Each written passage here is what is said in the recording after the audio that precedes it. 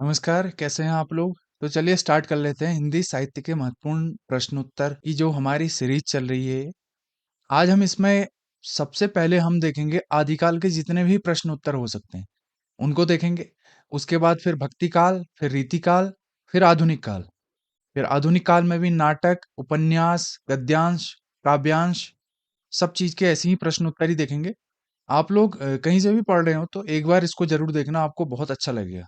तो चलिए स्टार्ट कर लेते हैं। तो पहला प्रश्न है, गारसादा तासी ने अपने इतिहास ग्रंथ में कितने हिंदी कवियों को स्थान दिया था? तो कितने हिंदी कवियों को स्थान दिया था उन्होंने? 72, 72। और टोटल इनके जो कवियों को इन्होंने स्थान दिया था, कितने कवि रखे थे? वो रखे थे 738।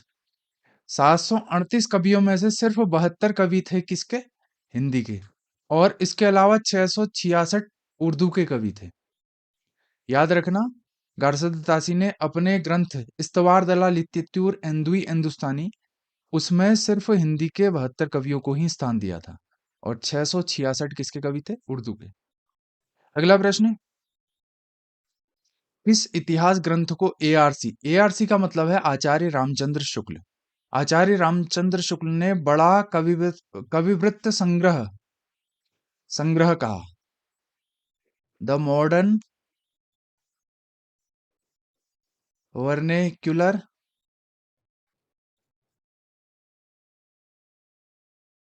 लिटरेचर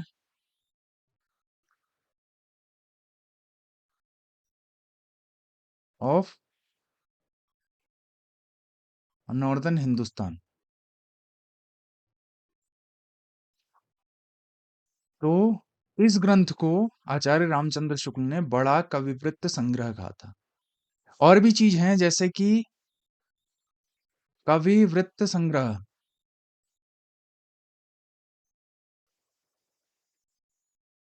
कविवृत्त संग्रह किसे कहा था? और बड़ा भारी कविवृत्त संग्रह किसको कहा था? तो कविवृत्त संग्रह कहा था शिव सिंह सरोज। और बड़ा भारी कविवृत्त संग्रह कहा था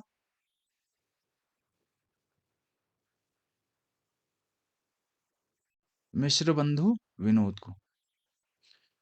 इसमें ध्यान देने वाली बात क्या है कि बड़ा कविवृत्त संग्रह कहा था the modern vernacular literature of northern Hindustan को। और कविवृत्त संग्रह कहा था शिव सिंह सरोज को। बड़ा भारी कविवृत्त संग्रह ये मिश्र बंधु विनोद को कहा था। तीन अलग अलग चीजें हैं, एक में बड़ा है, एक में सिर्फ कविवृत्त संग्रह है, एक में बड़ा भारी कविवृत्त संग्रह है। ध्यान देना, एक जैसी ही बातें हैं मगर बड़ा, एक में बड़ा लिखा है, एक में बड़ा भारी लिखा है, एक में सिर्फ कविवृत्त संग्रह लिखा है। अगला प्रश्न है, मिश्रबंधु विनोद नामक ग्रंथ का प्रकाशन वर्ष क्या था? तो जो मिश्रबंधु विनोद है, ये 4 भागों में प्रकाशित हुआ था, 4 भागों में प्रकाशित।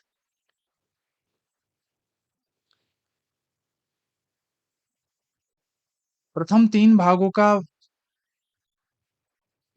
का प्रकाशन वर्ष तो था 1913, 3 भागों का। और ये चतुर्थ भाग का प्रकाशन वर्ष था 1934।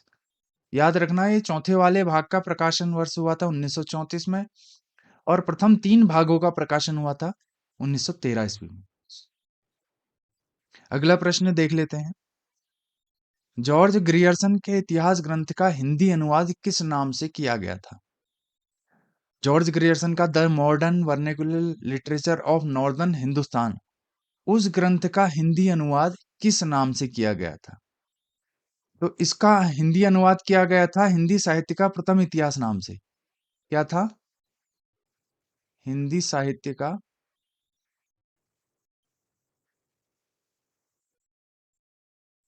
प्रथम इतिहास नाम से। और प्रकाशन वर्ष क्या था? 1957। तो किसने किया था प्रकाशन इसका? वो थे हमारे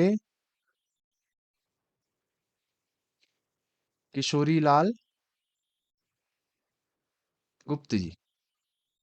अच्छा, जो इनके ग्रंथ था the modern vernacular literature literature of northern Hindustan, वो इंग्लिश में था, अंग्रेजी में। तो उसका हिंदी अनुवाद हिंदी साहित्य का प्रथम इतिहास नाम से 1957 ईस्वी में किशोरीलाल गुप्त जी ने किया था।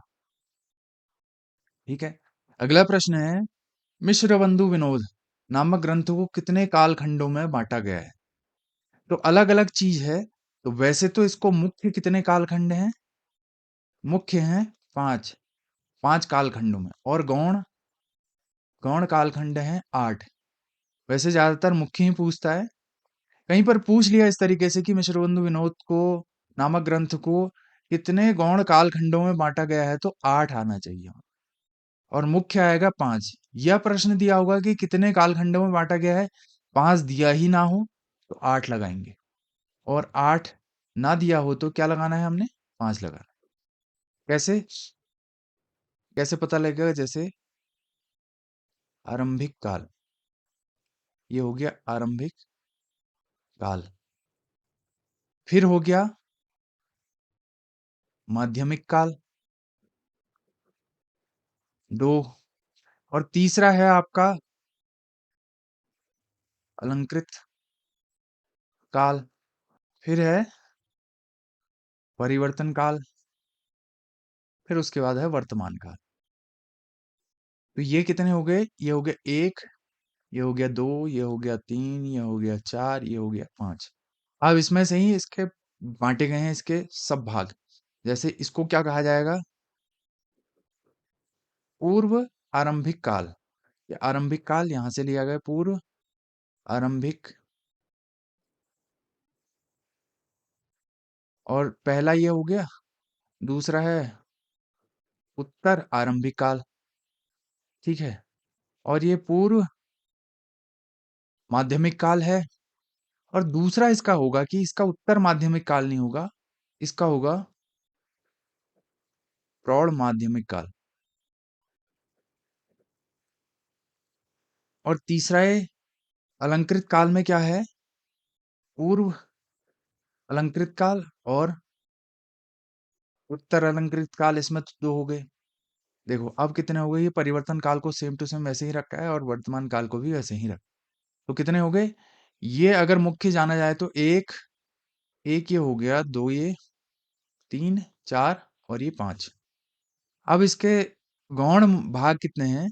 तो ये पूर्व आरंभिक काल, फिर उत्तर 2, फिर पूर्व माध्यमिक काल, ये प्रौढ़ हो गया 4, ये पूर्व अलंकृत काल और उत्तर अलंकृत काल, ये हो गया 6, ये 7 और ये 8। ठीक है। अगर आपको ये सीरीज अच्छी लग रही है तो सब्सक्राइब करना और ज्यादा से ज्यादा इसको शेयर करना।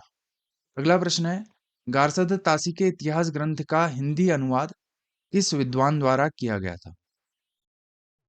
तो जो गारसद तासी के ग्रंथ था, इस्तवार दलाल इत्तित्यूर एंदुई हिंदुस्तानी, उसका हिंदी अनुवाद किया था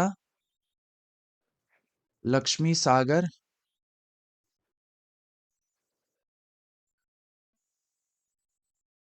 वार्ष्णेय, लक्ष्मी सागर वार्ष्णेय जी ने। और इसको किस नाम से किया था?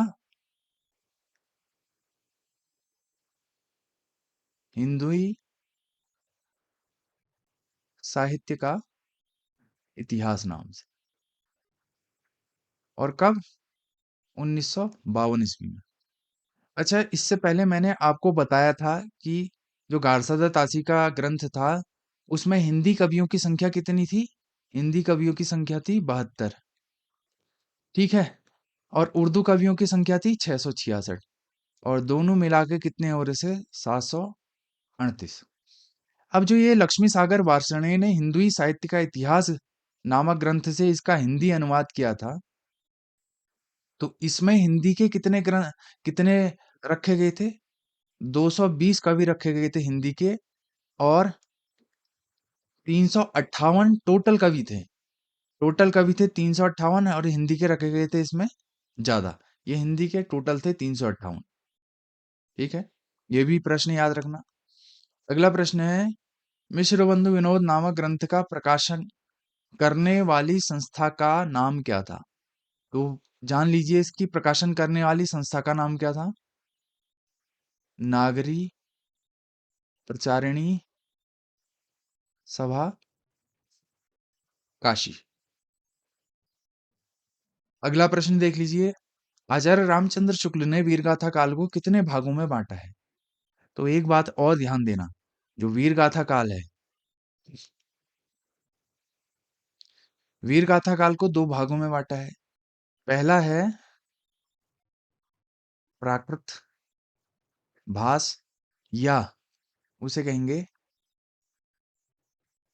अपभ्रंश काल।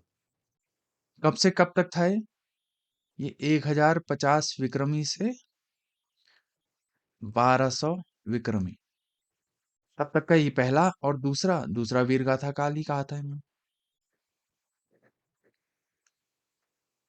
वीरगाथा काल।